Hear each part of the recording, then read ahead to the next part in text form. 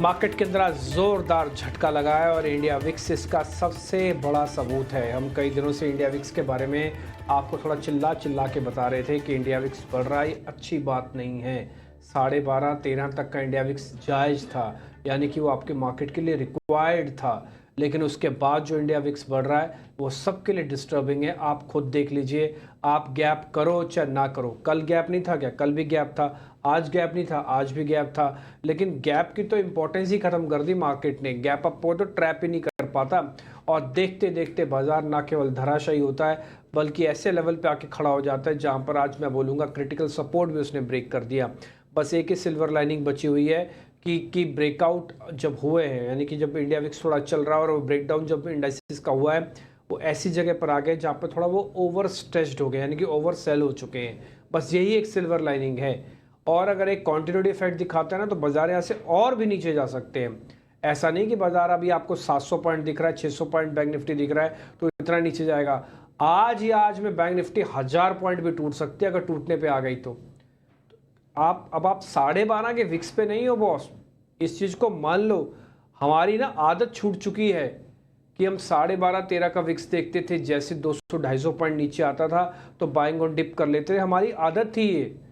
और जैसे थोड़ा ऊपर चला जाता था, मार्केट थोड़ा हीटअप लगता था, बेच देते थे, वापस आ जाता था नीचे तो फिर प्लस कर लेते थे।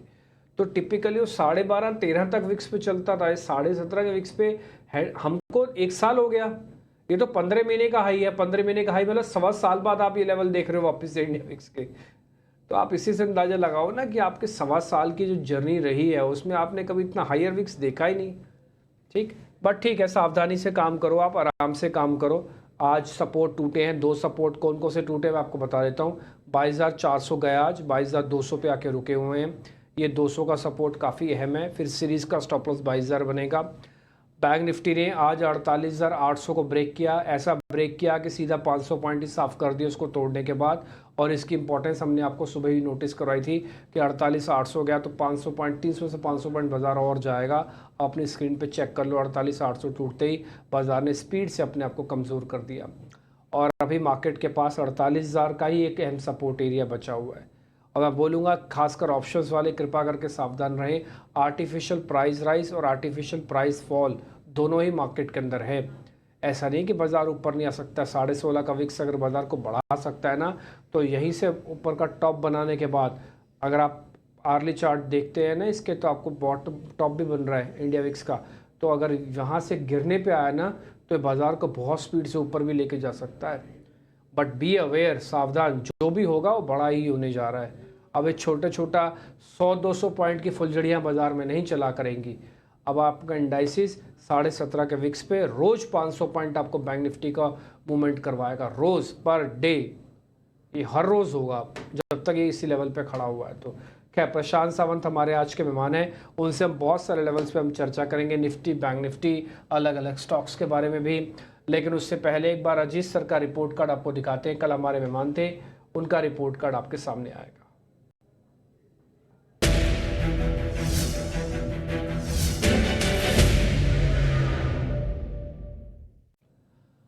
कल हमने 22,400 के पुट प्लस करने के लिए आपको कहा था और इन लोगों के लिए कहा था जिनके पास लॉन्ग पोजीशंस पड़ी हुई है, उनसे कहा था सिर्फ हेज करना, ट्रेड करने के लिए नहीं बोला था, हेज करने के लिए ये पुट दिलवाई थी। 120% का गेन है ऑलमोस्ट। आप देखो कल और मार्केट ने आज ने क्या कोहराम सा मचा रखा। दूसरा, कैनरा बैंक कल रिकमेंडेशन थी सेल करने की, सरकारी बैंकों के खेमे में बिकवाली थी, 3% का गेन वहाँ से। यूपीएल को बेचने की रिकमेंडेशन थी और ये बिल्कुल लास्ट का ट्रेड था, उनकी ट्रेडिंग कॉल्स में शामिल था यूपीएल। तो मेरे को बड़ी हैरानी भी हुई कि हाँ यूपीएल को भी सर बेच रहे हैं, लेकिन वहाँ से गेन करीब 2.5% का आपको आज मिला है। तो अगर आप 120 वाली कॉल सिर्फ हेज वाला हटा भी दें, यानी कि उसको मैं मानता भी नहीं, चलिए 120% वाले में आपने नहीं ली होगी या कुछ बड़ा छोड़ भी दिया होगा, तो 5.5% का सिर्फ 2 शेयरों से गेन है। इसका 50% ढाई और 50% हटाओगे तो 1.25% तक का गेन है। बाजार कहीं भी जाए, कहीं भी ऊपर रहे या नीचे रहे, आपका प्रॉफिट ज़रूर बनता है इस शो से। इसलिए हम कोशिश करते हैं इस मेहमानों को, आप जो इस शो के अंदर आते हैं, हमने छांट के रखे हैं और उनका जो ट्रेड होता है, देखिए हफ्ते में इनकी एक ही बार बारी आती है। वो ऐसा क्यों कहेंगे कि आपको गलत शेयर देके जाएंगे? वो तो अपना बेस्ट ही देके जाएंगे ना, जब उनको पता हफ्ते में हमारा एक ही बार आएगा व्यू। और हमको एक ही बार अपने शेयर्स के साथ चर्चा करनी है। और इस शो का फॉर्मेट ऐसा है कि सारे इंडिपेंडेंस गेस्ट के पास है, वो गिरा सकता है, बढ़ा सकता है, स्वैप कर सकता है, सब कुछ कर सकता है, कोई भी दिक्कत नहीं है। सारे शेयर गिरा भी सकता है, एक भी ट्रेड ना मिले ऐसा भी हो सकता है। इसलिए पूरी तरह से guest oriented, viewers oriented show बनाया है, इसमें एंकर और टीवी ओरिएंटेड कुछ भी नहीं है। ठीक, तो आगे बढ़े हम। अब जरा आज के मेहमान से जरा बातचीत करने के सिलसिले को शुरू करते हैं। हमारे साथ प्रशांत सावंत जुड़ चुके हैं। प्रशांत सर, बहुत बहुत शुक्रिया, थैंक यू वेरी मच समय देने के लिए। जरा पहले बाजार पे अपना व्यू दीजिए। आपने इंडिया विक्स बढ़ते हुए देखा है, आपने बाजार को गिरते हुए देखा है, बॉटम ढूंढ रहे हैं या अभी बॉटम दूर है? डिम्पी जी, गुड आफ्टरनून और सभी दर्शकों को नमस्कार। तो यहाँ पे सबसे पहले अगर हम निफ्टी स्पॉट की बात करें तो नमस्कार। यहाँ आपको दिखेगा एक जो कैप का सपोर्ट है वो करीबन 22,140 22,140 जो करंट प्राइस है और 125 140 पॉइंट नीचे है। तो मुझे लग रहा है ये अगर टेस्ट हो और यहाँ से बाउंस मिले तो ये एक अच्छी लेवल होगी। फिलहाल एग्जिस्टिंग लेवल पे क्या करना होगा, अगर आप शॉर्ट हो तो आपका स्टॉप लॉस होना चाहिए 22,325, जस्ट 50 पॉइंट ऊपर। क्यों? क्योंकि आप एक अहम सपोर्ट के आसपास आ रहे हो। बाइंग आपको कहाँ करनी होगी? जो लेवल मैंने आपको कहा है 22,140 22,130, ये जोन अगर स्पॉट में प्राइस आने पे वहां बाउंस नजर आए तो डेफिनेटली हमें लॉन्ग जाना चाहिए। स्टॉप लॉस हम रखेंगे 22,040, 22,040 स्पॉट का, यानी करीबन 100 पॉइंट की रिस्क हम रखेंगे पोजिशनली। और वहां से आप फुल टारगेट्स एक्सपेक्ट कर सकते हो करीबन 22,300 350 के आसपास, और हो सकता है 400 भी जाए। ये एक बहुत बड़ा सपोर्ट है। दूसरी बात, अगर हम एक स्विंग के हिसाब से देखें तो ये ऑलमोस्ट करीबन 78% रिट्रेसमेंट हो जाएगा, जो कि इंश्योर करेगा कि ये स्विंग बरकरार रहे और हो सकता है वहां से एक अच्छी रैली की शुरुआत हो। तो मेरे लिए 22,140 150 का जो लेवल होगा वो बहुत अहम होगा। जब तक वो नहीं आए मैं कोई लॉन्ग इनिशिएट नहीं करूंगा और इस लेवल पे शॉर्ट नहीं करूंगा, क्योंकि सपोर्ट नजदीक है। तो सिर्फ जो शॉर्ट है वो 22,325 से ट्रेल करे। फ्रेश पोजीशन मैं निफ्टी में कोई भी रेकमेंड नहीं कर रहा हूँ। और इसी के सामने अगर हम बैंक निफ्टी के बारे में अगर आप कहें तो मैं उसकी भी राय। बिल्कुल सर, बैंक निफ्टी का भी लगे हाथ बता ही दीजिए, फिर दोनों एक साथ कंप्लीट करते हैं। तो डीपी जी, बैंक निफ्टी में जो सपोर्ट है सबसे बड़ा पोजिशनल वो है 47,800 47,800, और शॉर्ट टर्म के हिसाब से ऑब्वियसली 48,000 का, 48,000 का। मुझे लग रहा है कि 48,000 का सपोर्ट शायद आज दोपहर में ही टेस्ट हो जाए और इसके नीचे क्लोज हो तो जो नेक्स्ट लेवल मैंने कहा है 47,800 स्पॉट, ये बहुत अहम होगा। फिलहाल अगर हम दोनों इंडाइसेस को कंपेयर करें ऑलमोस्ट सिमिलर पैटर्न नजर आ रहे हैं। और बैंक निफ्टी में मुझे लग रहा है कि अगर 47,800 होल्ड ना हो तो शायद वीकनेस बढ़ के हम 47,300 400 तक भी जा सकते हैं। तो 47,800 एक बहुत अहम लेवल होगा। यहाँ पे मेरी राय बहुत क्लियर होगी कि 47,800 के लिए वेट कीजिए।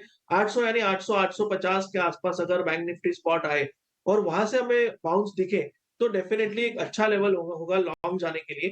करंटली अगर हम देखें तो स्विंग के रिट्रेसमेंट के हिसाब से दोनों इंडाइसेस को कंपेयर करें तो बैंक निफ्टी बेहतर लग रहा है।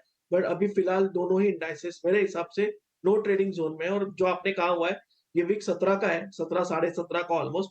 ये विक्स 11 और 12 का बचा नहीं है। स्विंग्स बहुत बड़े होंगे तो कॉशियसली ट्रेड करना होगा।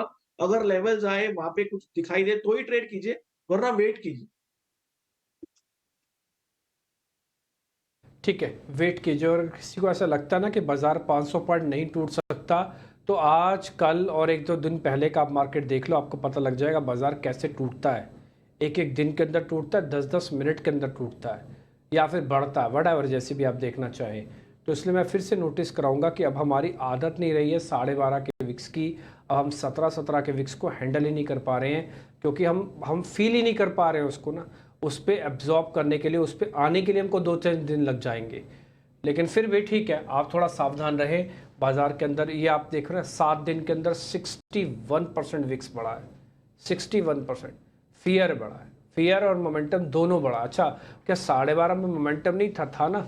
हमने ऑल टाइम हाई हमने बढ़ाए हैं 12.5-13 पे। तो ठीक जी, तो इसका मतलब एक और दूसरी चीज़ बढ़ी है मार्केट में, डेट इज़ फियर। और फियर का असर आप ये देख पा रहे हैं कि बाजार 600 पॉइंट टूटने पर भी प्रशांत सावंत कह रहे हैं कि कोई बड़ी बात नहीं है, यहाँ से और गिरावट आ जाए, हम डे लोज अभी टेस्ट नहीं कर पाए हैं, अभी और भी गिरावट आ जाए।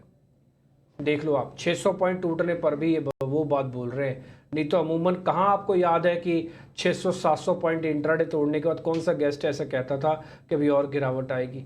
यही चेंज है बस, इसी चीज़ को नोटिस करना है और कुछ नहीं है। ये हमको फील होने में कई बार समय लगता है, इसलिए जो रिटेलर है बेचारा मारा जाता है। एल्गो ट्रेडिंग वाले इसमें निकल जाते हैं क्योंकि एल्गो से वो काफ़ी हद तक चीज़ों को समझ लेते हैं थोड़ा जल्दी।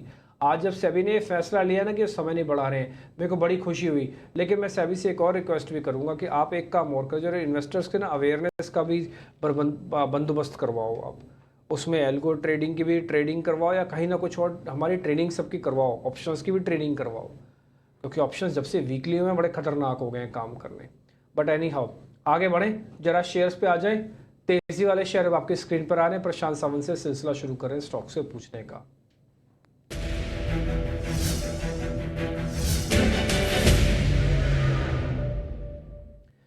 सर HPCL 9 तारीख को एक बैठक करेगा जिसमें कुछ बोनस शेयर वगैरह होंगे। HPCL BPCL दोनों ही। थोड़ा क्रूड भी नीचे आया हुआ है तो HPCL आज बढ़िया चल रहा था। आज सुबह हमने इसको नोटिस किया, अभी तो खैर 1/4% ऊपर है। एक बार इसको चेक कर लो, दूसरा कंजम्पशन में से ITC को चेक कर लो आज। तो डिम्पी जी, अगर मैं एचपीसीएल को देखूं तो डेफिनेटली आज की ओपनिंग के बेसिस पे और न्यूज के बेसिस पे काफी इन्वेस्टर्स यहाँ ट्रैप हो चुके हैं, ट्रेडर्स रादर। बट ओवरऑल मुझे लग रहा है कि इस स्टॉक के लिए जो अहम सपोर्ट है, स्ट्रॉन्ग पोजिशनल, वो है 504 का, यानी 505 के जस्ट नीचे।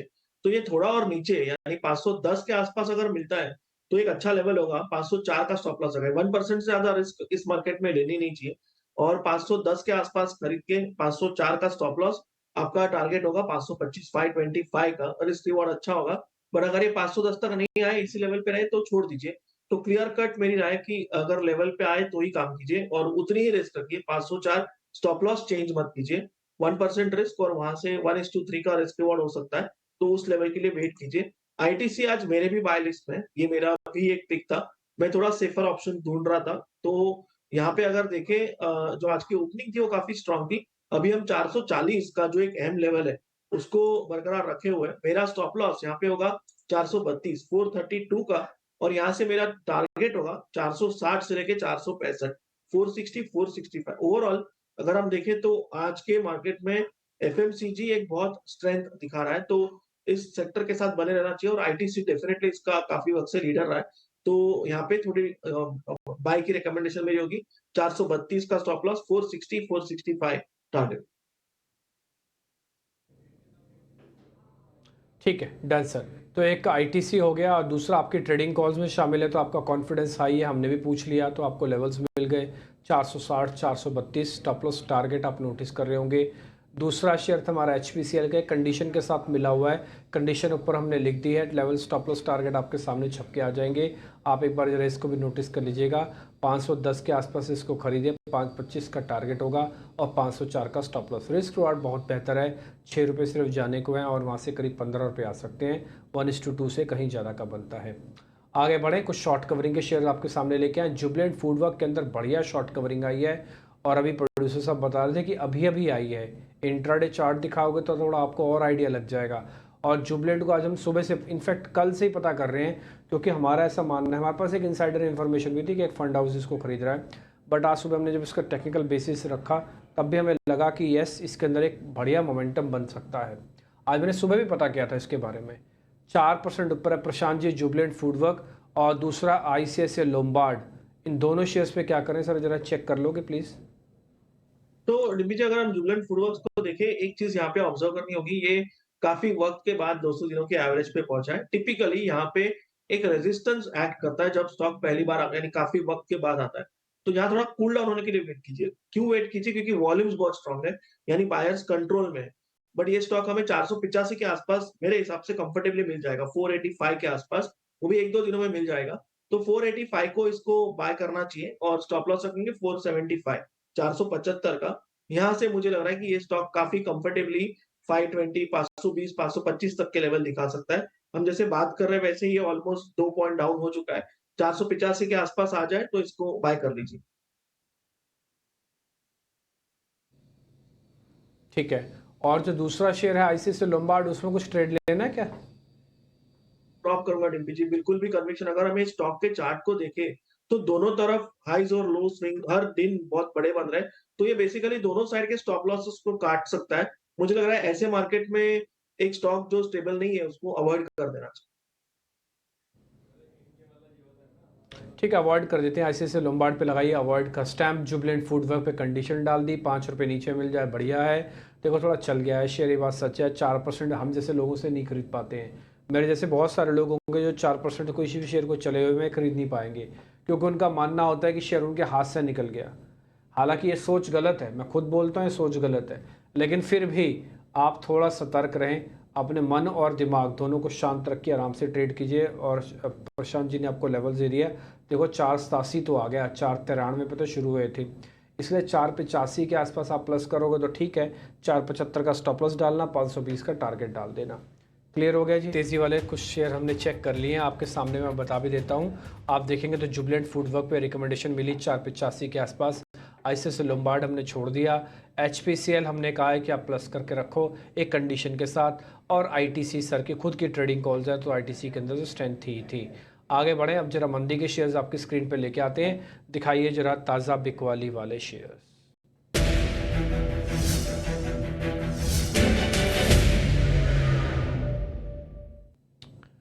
दो शेयर है सर, पहला है DLF, दूसरा है MCX। जरा दोनों को चेक कर लीजिए सर, DLF और MCX। तो डीपीजी डीएलएफ में एक शॉर्ट डेफिनेटली ट्राई किया जा सकता है। 850 पे शेयर ट्रेड कर रहा है, एक सपोर्ट ही है बट थोड़ा प्रीएम कर सकते हैं। 862 862 पे स्टॉप लॉस रखेंगे और यहाँ से टारगेट रखेंगे 825 825 का, जो कि नेक्स्ट लेवल ऑफ सपोर्ट है। तो यहाँ पे डेफिनेटली शॉर्ट किया जा सकता है। एमसीएक्स 20 दिनों के एवरेज पे सपोर्ट ले रहा है, ऑलरेडी स्ट्रक्चरल डैमेज है, बट क्योंकि 20 दिनों के एवरेज पे है और 3900 के राउंड नंबर पे निचले लेवल से बाइंग भी नजर आई है, मुझे लग रहा है इसको ड्रॉप कर देना चाहिए। डीएलएफ डेफिनेटली जैसे मैंने कहा शॉर्ट किया जा सकता है। ठीक है, MCX को करो अवॉइड की कैटेगरी में डाल दो, इसके बारे में कोई ट्रेड नहीं। DLF के लेवल्स आपकी स्क्रीन पर आ जाएंगे, तो शॉर्टिंग के लिए DLF हमने चुन लिया। आपकी स्क्रीन पे DLF के लेवल्स आपको दिख रहे होंगे। दो अनवाइंडिंग के शेयर्स भी हैं प्रशांत जी, जरा ये भी चेक कर लो। एक है कंटेनर कॉरपोरेशन, दूसरा है ग्लेनमार्क फार्मा। दोनों शेयर्स चेक कर लो, ग्लेनमार्क और कंटेनर कॉरपोरेशन। तो डीपीजी ग्लेन, अगर हम सबसे पहले कंटेनर कॉर्पोरेशन कॉन्कॉर को देखें तो इसने 1000 के सपोर्ट को आज टेस्ट किया था, करीबन 990 का लो बना के वहां से बाउंस किया है। मुझे लग रहा है कि यहाँ पे एक राउंड नंबर इफेक्ट आ रहा है, तो अगर डे लो टूट जाए यानी 990 टूट जाए तो ही शॉर्ट करना होगा, वरना इसको भी फिलहाल अवॉइड की कैटेगरी। अगर आप मार्केट को देखें तो आपको करंट लेवल में लॉन्ग या शॉर्ट क्लियर नहीं मिल रहा, क्योंकि लॉन्ग्स तो डेफिनेटली नहीं, क्योंकि मार्केट वीक है, बट शॉर्ट इसलिए नहीं मिल रहा क्योंकि रिस्क रिवॉर्ड जस्टिफाई नहीं कर रहा है। तो मुझे लग रहा है कि कॉन्कॉर को सिर्फ डे लो के नीचे 990 के नीचे बेचना चाहिए। स्टॉप लॉस रखेंगे 1005 और वहां से अगर 990 ब्रेक होता है, आपका स्ट्रेट टारगेट होगा 960 960 का। स्ट्रक्चरल वीकनेस आ जाएगी और जो नेक्स्ट लेवल ऑफ सपोर्ट है 960 पे बन के आ रहा है, तो वो आपको दिख सकता है। एमसीएक्स में मैं थोड़ा सा डेटा के अगेंस्ट जाऊंगा। यहाँ पे जो हमारा लो बना है वो करीबन 997 का बना है, 997। मैं यहाँ थोड़ा डेटा के अगेंस्ट जाके एक लो रिस्क बाय रेकमेंड करूंगा, बट वो कैश में बाय करना चाहिए। 990 990 का स्टॉप लॉस रखिए और यहाँ से आप टारगेट रखिए 1035 1035 टू 1045 1045 तक के।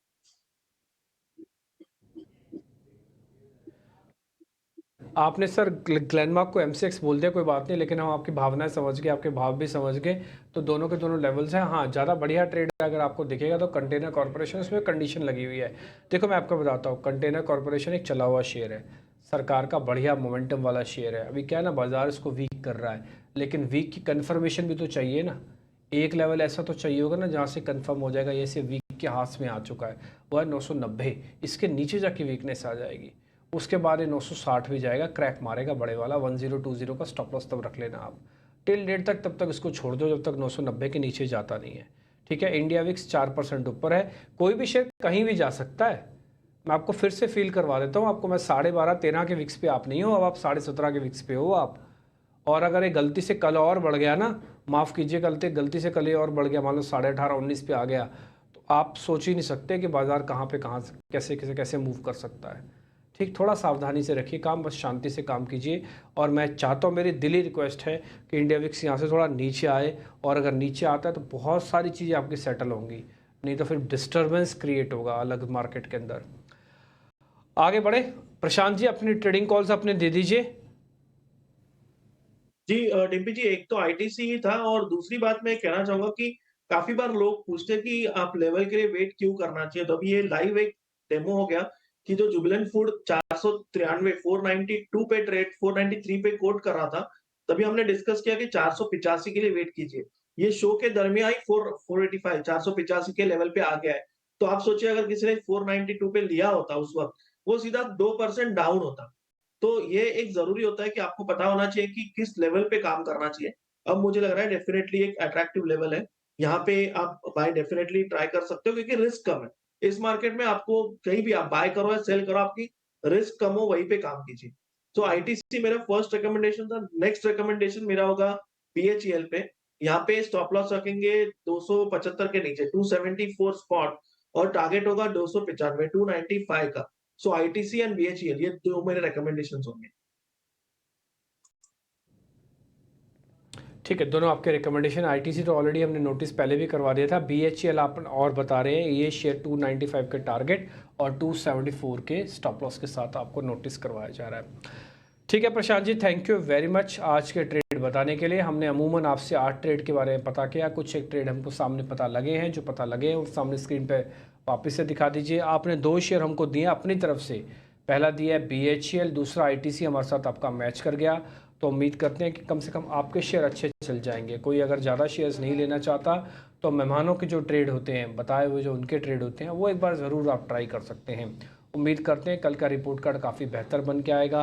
निफ्टी, बैंक निफ्टी को हमने अवॉइड की कैटेगरी में डाला हुआ है। फिलहाल अभी शॉर्ट करना समझ में नहीं आ रहा और लॉन्ग करने से फिलहाल अभी थोड़ा रुकना चाहिए, क्योंकि सिग्नल ही नहीं आ रहे हैं लॉन्ग के। सिग्नल आएंगे तभी तो आप खरीदोगे ना। आप इसलिए थोड़ी खरीद रहे हो कि बाजार टूट रहा है इसलिए हम खरीद रहे हैं। ये कोई तर्क नहीं हुआ कि बाजार टूट रहा है हम इसलिए खरीद रहे हैं। बाजार टूटने पे आया तो ये किसको पता है कि यहीं तक ही टूटेगा, तो और भी टूट सकता है।